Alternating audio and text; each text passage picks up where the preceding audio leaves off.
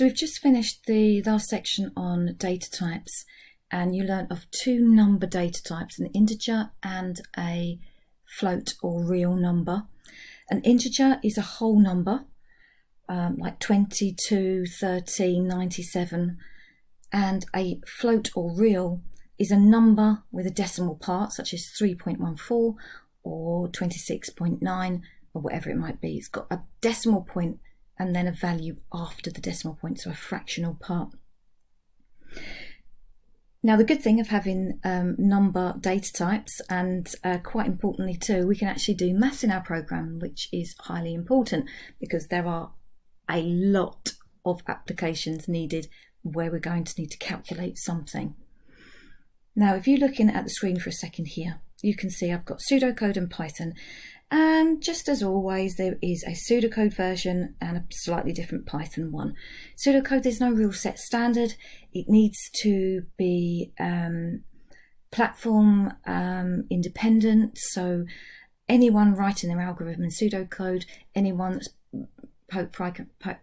programming in Python or Java or C++ could pick it up and then interpret that and then create code from that. And that's the reason why you're going to see these differences between the two. Good for us, these ones pretty much the same. We've got addition, which you know about. So these are our mathematical operations, the ones that you've already learned throughout your education of maths. We've got multiplication, division, subtraction, and this one may look slightly different. This one is an exponent, so this one is the power or an indice. Okay, so let me just jot something down over in this section. The pen always disappears on me when I need it. There we go. So, for example, you could have 3 to the power of 2, for example. That there is the exponent, that's the power. And in pseudocode, we would write 3, because we can't do a tiny little 2 in code. It's shift 6, which give you a caret, and then 2. That would be 3 to the power of 2. Okay, so that's how that's represented in pseudocode using this character, which is actually called a caret. In Python, it's slightly different, but that in a second. And then we have mod and div. Well, I'd like to come back to those in a minute. Let's just take a look at the ones that we already know first. Addition, thank goodness, Python it's the same. Multiplication is different. We use an asterisk because we can't use an X, it will think it is a character, so the asterisk is used, so shift 8, or probably best to put numlock on and use the num keypad, and then you've got it right there for you. Division is also different. There isn't a symbol that looks like this on your keyboard, so therefore we use a / for division. Subtraction is the same. An exponent in Python is a asterisk, okay, star. And let's put some numbers. So just as in maths, you have a number to the left and then the operator and a number to the right. So we would put, say, 2 plus 2, that would give us 4. 2 times 2, that would also give us 4. We've got 2 divided by 2, that would give us 1. 2 take away 2 would give us 0. And 2 to the power of 2 would give us 4. Okay, so these ones, I'm really hoping you know how to do all of those. The only ones that you need to remember that are different is to use this star for multiplication, the / for division, and star for the power of. And if you're seeing this in pseudocode, you would use the caret for exponent, and just to mix it up, they may use either these symbols or those ones in pseudocode. But as long as you know what they do, you're going to be absolutely fine. Okay, so let's move on to these two down here. These two you may not have seen before or know what they do. So we have mod, which stands for modulus or modulo, and div, which stands for integer or floor division. let me do div first. I should have put them around the other way on my slide here, but div, because that one's a little bit easier to talk about. Let me take another coloured pen. So in pseudocode you may see 2 div, I'm not going to do 2 actually, we do 3 div 2. Now this, you may be mistaken and think, oh, that means divide. Okay, so 3 divided by 2 would give you 1.5. But if it was just a normal divide, we would use this symbol here. Okay, so if it was, that would be correct if we use 3 divided by 2, and it would give us a float. So 3 divided by 2 would do that. If it was 2 divided by 2, it would actually still return a float. It would do 1.0 like that. But what if we don't want the decimal part? In that case, we use div. And that would then give us not 1.5, it would give us just the whole number of that division. I should have said 3, shouldn't I? Okay, now that's the way it would look in pseudocode. So 3 div 2 would give us 1, not 1.5, because we lose the fractional part, so it would be 1. And 9 div 2 would give us 4, because 2 goes into 9 4 times, 4 whole times, yeah, no fractional part. But we don't type div, because otherwise that will think it's a string or a variable, and it will get very confused. So what we actually use is divide. Okay, so // that would give us our integer or floor division in Python, and that would be 4. So what's mod? So in this instance here, we've got a 9 floor division or int division 2 gives us 4. 2 goes into 9 4 times. Mod will give us the remainder. So again, in pseudocode, it would look like 9 and mod 2. And 9 mod 2 would give us 1.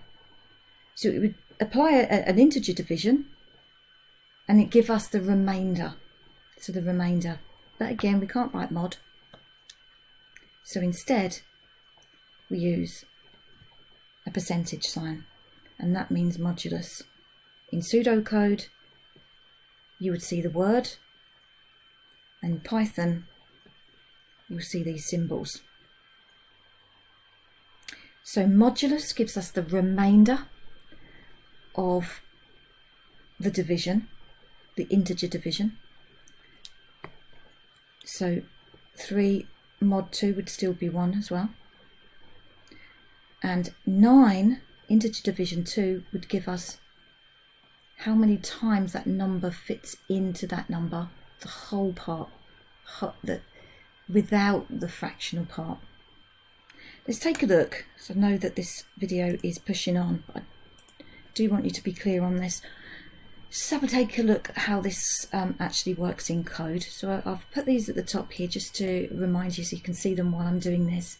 I've got a variable here called equation, and I'm going to assign that an equation. So the first ones are very simple. So 9 plus 2, that would give us 11. So if I run this, for example, in the shell, you will see when it eventually runs, it will come up with 11. I could put 9 times 2 in there, and that would give us 18. And there you go. So those ones are quite straightforward. Let me show you the division. So 9 divided by 2, it'll give me 4.5. So let's take a little look then at that floor division, and I run that. So the floor division or integer division will give me 4 only, just the whole number, no fractional part. You see, the 0.5 is gone now. Let's see what the remainder was then, and we'll use modulus. Let's run that. And we see 1 is the answer, so the remainder of that is 1. quickly just go back to my second slide here. Something else that you need to remember when working with mathematical operators is your BIDMAS, and I'm hoping that you know this, and this is built into your knowledge already through your maths lessons. So BIDMAS is the order of operations, brackets, indices or power, division, multiplication, addition, subtraction. So if I had a grab another pen, that's blue too, green one. If I had 2 plus 2 times 2, this would equal 6, because it would times 2 by 2, which would give me 4, plus the 2, and that would give me 6. Now the minute I do this, that then becomes 8. It would add the 2 to 2, which would give me 4, and then it would times it by 2, and then that would give me the 8. So the order of operations are just as important in programming as they are in maths. You need to make sure that you are aware of them, and if you're in any doubt of the order of operations, use your brackets to and put brackets around those equations that you want to happen first. One very last thing, I could, for example, also have variables to store my numbers in. So if I assigned num1 with 9 and num2 with 2, and instead then of putting the 9 and the 2 in there, I'd use and refer to the variables that store those numbers, I would get the same result as I got before. I run this, you see, 1. I can then change these numbers around, and that could be 10, and this could be 11.